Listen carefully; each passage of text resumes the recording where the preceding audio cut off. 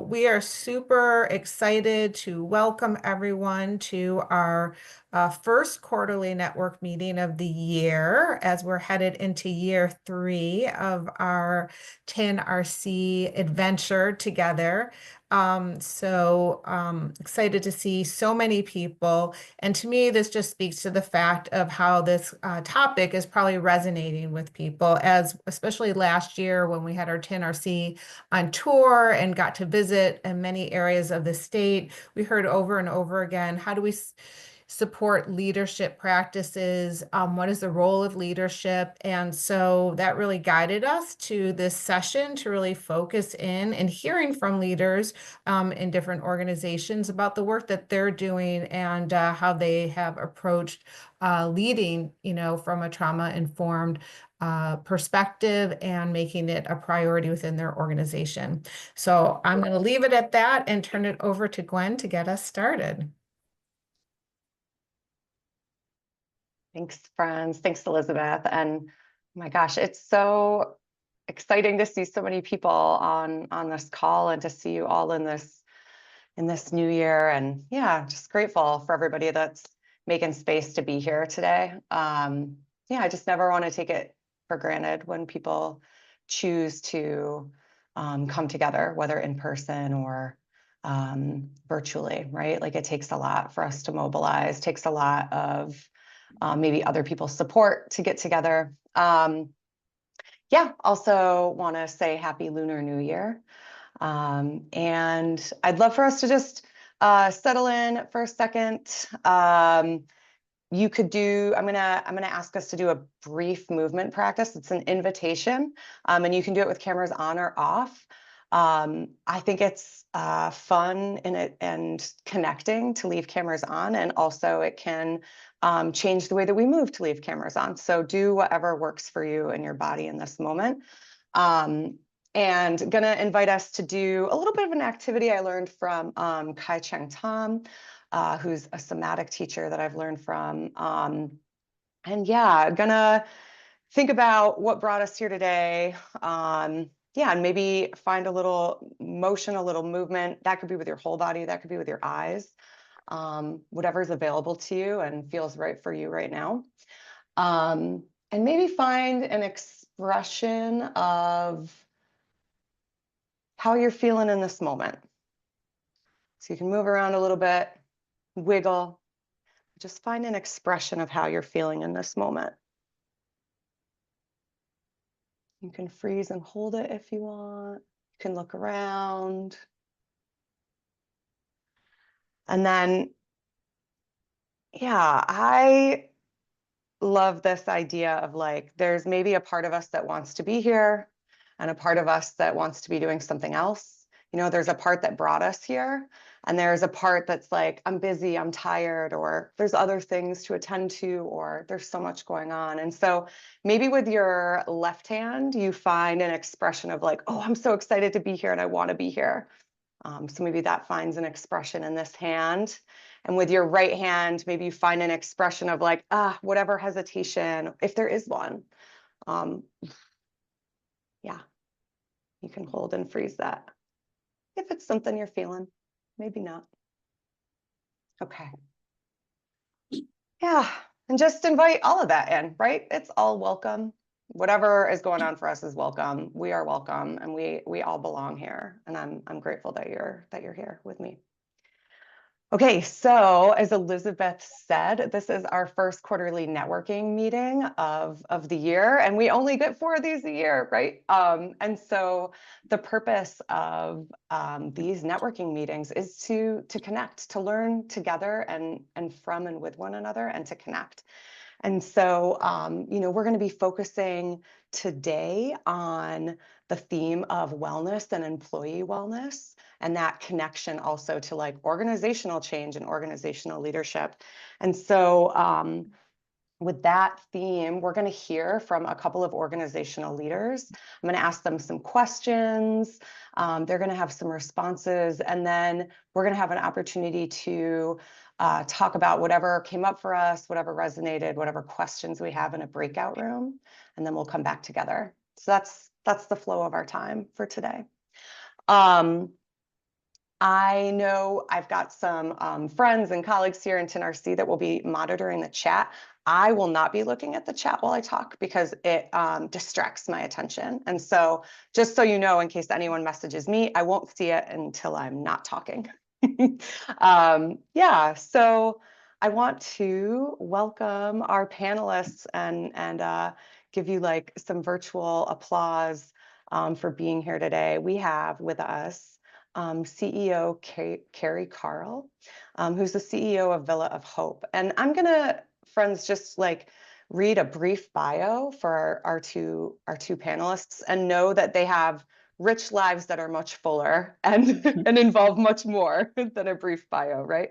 And so Carrie and Jason, I invite you to add in anything that feels important that you want to say about yourselves after I introduce you a little bit. But so yeah, Carrie is the president and CEO of Villa of Hope, where she's dedicated over 30 years to serving youth, adults, and families.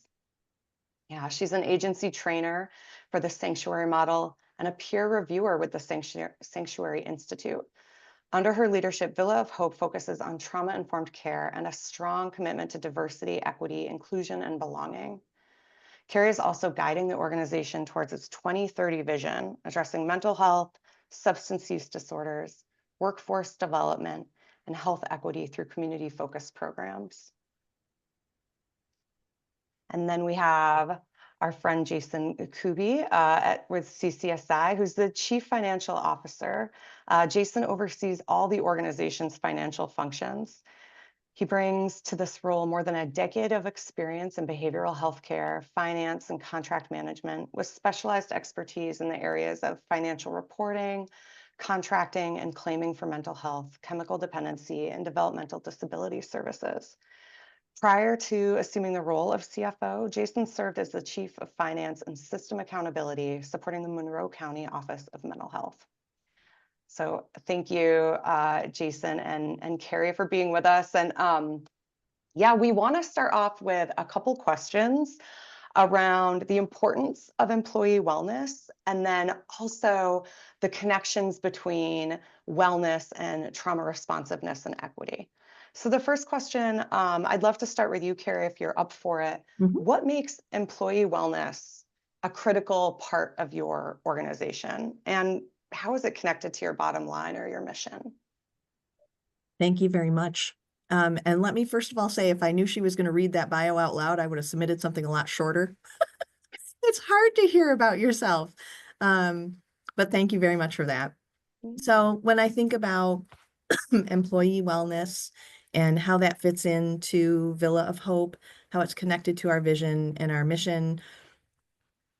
And let me also clarify that I have a little bit of a cold, so it's not good for a presenter to be like chewing gum or eating candy. This is a cough drop. It's almost gone. But if I do struggle a little bit, I'll be practicing some wellness, self-care, sipping water, and doing whatever I need to do so that I can share some thoughts. So anyway, circling back, employee wellness and our organization and our mission. So Villa of Hope is a behavioral health provider. So we are an organization of people taking care of people. In order for our people, our staff, to take care of our people, our clients, the organization has to take care of our people, meaning our staff. So our mission statement talks about partnering with individuals to rebuild relationships, recover potential, renew hope for the future. So for me, it's really about the organization practicing what we preach and figuring out what that can look like in how we provide experiences and promote wellness in a meaningful way for staff. You know, there's that analogy that people use about the airplane and the oxygen, and if the mask drops, like you have to put it on yourself in order to be able to help others. So that's really what we think about, but I see it as completely embedded in the mission. Like, how can we say that the Villa helps people rebuild, recover, renew if we're not also thinking about the staff who we're asking to help the clients to do those things? So it's very much a parallel process. And sort of from the 20,000-foot view, I guess that's what comes to mind. Thank you so much, Carrie. Yeah, Jason, I want to kick the question to you as well. And I'll still say it again. What makes employee wellness a critical part of your organization, and how is it connected to your bottom line and mission? Thanks, Glenn. I appreciate it. And Carrie, I hope you feel better. It's tough navigating through a cold, so I give you a lot of credit for hanging in there with us here. I'll start by just giving a little quick overview of CCSI so I can kind of connect it back to the mission so folks have an appreciation of what we're about. So CCSI is a statewide nonprofit management service and technical assistance organization. You know, our focus is collaborating and supporting human-centered organizations to achieve positive outcomes in the community. So as I think about workplace wellness, similar to what Carrie mentioned, it's really essential for the success of CCSI, and it really is a core component of how we're able to achieve our mission. So in its simplest form, the mission is, you know, we partner with these organizations, which are some community-based organizations, county municipalities, state agencies, school districts, partner with them to find possibilities and solutions where communities can really thrive. We don't make widgets, similar to what Carrie was mentioning, but we do this by leveraging the unbelievable talent and expertise of our CCSI family. Much of what I'm guessing most of the organizations on this call do, you know, every day as well. So similar to Carrie's, supporting each member of our organization, whether it's, you know, client-facing folks or, you know, the back office infrastructure, is really paramount for the success of our partnerships with our customers. So that means meeting contract deliverables, achieving impactful outcomes for our communities. And if those staff are really the engine that drives and what makes CCSI go, it's imperative that we make intentional decisions to care for and support the staff. And I think that's where the holistic wellness approach really comes into play. You know, the wellness initiatives that we might have, which we have kind of a wellness wheel, about 8 components of that, you know, whether it's physical, financial, emotional, really enables our team to be available, first and foremost, present, and engaged in the work that they do. And when that happens, we're better able to meet customer needs. So that helps community outcomes, which kind of also galvanizes CCSI's value, which then leads to a sustainable business model. So there's so much dependency in wellness. And in short, a healthy workforce really is one of the main components to enable us to have our business to be successful. Thanks, Jason. Yeah, thanks to you both. And I have a sense that, you know, these questions and your responses are going to overlap a little bit. Some of what you bring up in one part will come up again. And still, I want to ask you this second question relatedly that I had named in the beginning around this idea of how wellness fits into, you know, trauma-informed care or trauma responsiveness and equity-focused practices and journeys and organizations. So how do you see this sort of employee wellness journey fitting into a trauma-responsive and equity-focused one? And so maybe there's equity considerations when you're designing or implementing a program or offering, or something else. So curious, Carrie, if we can start with you again, if you've got some thoughts, and then we'll kick it to Jason. Sure.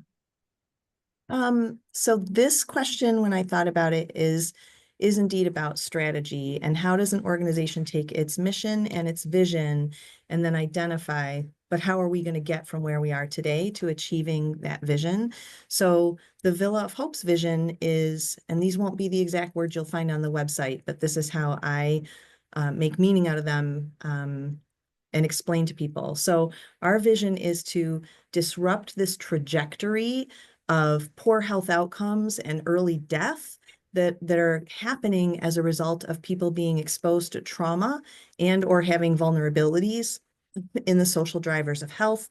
And we know that that can be anything from the food, clothing, shelter, but also access to education, access to healthcare, employment, and so much more. And then we can't really talk about trauma and social drivers of health in a meaningful way if we don't talk about and face the reality of all of the systematized isms that are sources of community trauma and inequities in social drivers of health. So when I say isms, I mean the ones that probably are coming to mind: racism, sexism, ageism, all of those isms, meaning systematized and systematic oppression of groups of people. So and this is a tough, tough conversation to have this morning in making that reference point. And so we won't go, there, except to say, when we think about community trauma and staff wellness, here's a perfect moment. The past 24 hours, an announcement comes out of the White House, and everyone in the nonprofit world, staff and clients go, and that's a trauma. So what do we do, and how do we work with each other to breathe and meditate and advocate and all the things that come, not only with this example, but in the larger picture? So, at the Villa, we use the sanctuary model, which is a certain specific model out of the Sanctuary Institute. So we're certified in that model. But really, what I would say is, yeah, we're big fans of a specific model, but it is really about thinking and being intentional. How do you create culture and practices that then guide your wellness offerings? So strategy at the Villa, we have a strategy map that has 4 perspectives, and they're kind of like, think of them kind of like a pyramid or a house. Like, talent and culture is the bottom, internal process, customer, the people we're serving, are we thinking about them? And then what's the bigger value to all of that? Talent and culture is on the bottom because it's the foundation. It's like a house. So if we don't get the house, the foundation, solid and healthy, everything else we build on top of it in terms of strategy is going to be vulnerable to cracking, breaking down, etc. So talent and culture is really about people. And Jason mentioned like talent, and people who are really, educated and skilled, but passionate, the fire in their belly about what we're trying to do, especially in the non-for-profit space. And then the culture being the organizational culture. And at the Villa, for us, that's really the sanctuary model and this really deep commitment to diversity, equity, inclusion, and belonging, all wrapped up in one thing. And so then just like you asked, I think specifically about strategies, so I don't want to take too much time on my turn here. But strategies can be everything from what we would think about as a wellness program, paid time off, access to a success coach, educational programs around retirement planning. It's all the short-term and the long-term wellness type things you want to make available to people who are working in an organization. But it's also about something as simple as job descriptions. What's truly the minimum requirements of education and experience for each position in the organization? Let's cast the net as wide as we can so that when we're really thinking about social drivers of health, we're not excluding people who may be really educated and skilled and the most passionate people who are excited to grow, learn, and develop and serve that you could find on the face of the planet. And so once you think about that in a recruitment and hiring sort of way, you're bringing in a workforce that then has those ripple effects to the point of the entire strategy of the organization. So that was long-winded, but that's what comes to mind. It's great. It's really challenging to try to summarize, how your strategy fits into things that you really believe in and are working to model as a whole organization, right? So I commend you on doing that. One of the things that a couple of the things that I'm hearing, right, is using this idea of the foundational practices around talent and culture and using that to drive some of the other strategies, as well as looking through, the lens of your sanctuary model that you have built in to then have that inform some of the concrete strategies that come. And then hopefully, I'm guessing people are also taking notes and there's transcripts. Carrie listed off a number of strategies that are very concrete and specific that they're doing. So thank you. Yeah. Jason, I'll kick it over to you. Would you like the question again? Sure, Gwen. Yeah, That'd be great. Yeah, it was around wellness, with employee wellness, and how that fits into a trauma responsive and equity focused journey for an organization. And so maybe if there's equity considerations when designing or implementing programs or offerings, but yeah, this idea of how wellness fits into those other two. Yeah, thank you. I appreciate you restating it. I couldn't agree more. I mean, I'd like to just say ditto to Carrie because it was wonderfully done. So I might take us down a little bit more of a micro approach and then get into a little bit more of what we've had to kind of think through when moving forward on initiatives to make sure that they are equitable.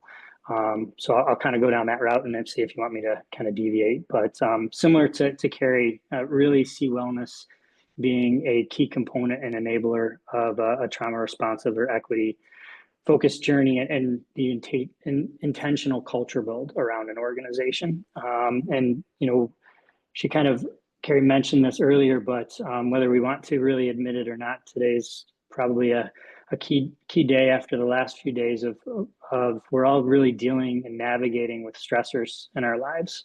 And the stress can be related to, you know, a new or difficult work project, case presentation, or what's happening outside our doors, stemming from, you know, navigating childcare on days schools are closed, which might be happening today, unplanned or significant expense, loss of a family member, or something else that's happening in the community or coworker or client. And really, the stress can show up differently at different times in different ways for people in the workplace. And so for an organization striving to have a trauma-informed and equity-focused environment, you know, the wellness initiatives are really key to supporting that. Having an array of initiatives is important, but really taking the time to appreciate the equitable nature of the offerings is just as critical.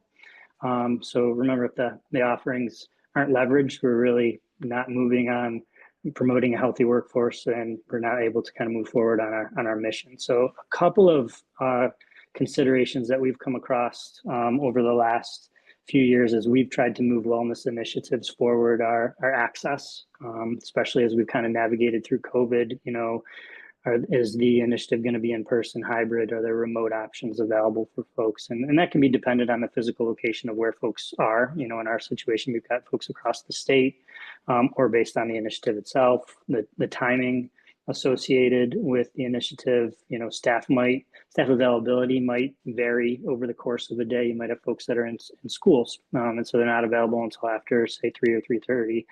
Or the season. You might need to offer multiple options that work for different teams. And then there's, you know, some various socioeconomic, cultural, and personality components to be thinking through. So some individuals may or may not feel comfortable discussing the topics in a group setting.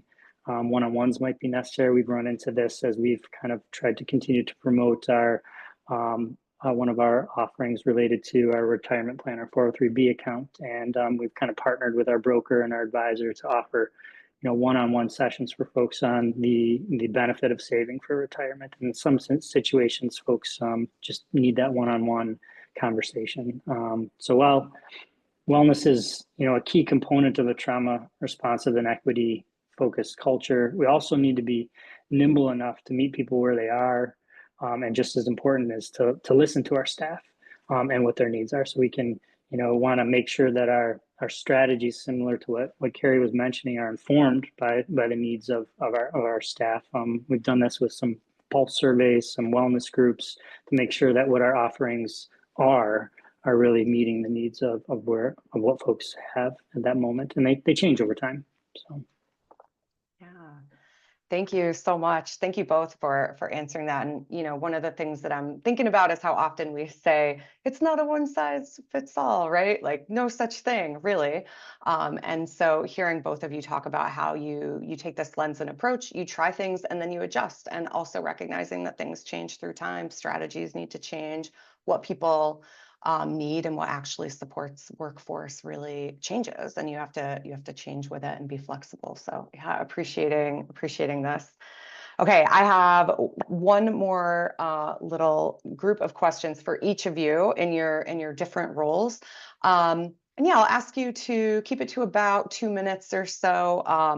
And so I want to start with you, Carrie, thinking about your role as CEO here.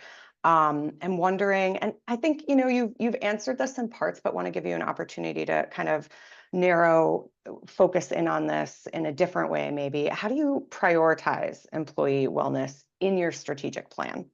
And do you have strategies that you've seen really help build that organizational culture of employee wellness? So I know I'm sneaky. I'm giving you 2 questions here, but how do you fit it into your 2 questions, 2 strategic minutes, just so plan? we're, yeah, just so we're all. You can All have right, 3. so I mentioned the way that strategy is structured at the Villa. Talent and culture is foundational. As an example, in the current fiscal year, we have 2 strategic objectives in that talent and culture line of the map. The first is that we are sort of refocusing our efforts with sanctuary and DEI&B and the integration of both so that people really see the overlap, the intersectionality, and how that's really one fabric that we're trying to weave here at the Villa. And then the other objective is stabilizing workforce through leadership development as well as effective recruitment and retention. So again, those 2 things are interconnected. Everything related to strategy, in my opinion, starts and ends with the leader. So I know that people are watching and listening and that I have to be communicating really explicitly about the importance of wellness and the different offerings that we have. I have to be modeling that. I did work from home yesterday and folks knew that, but felt like I needed to be in person today.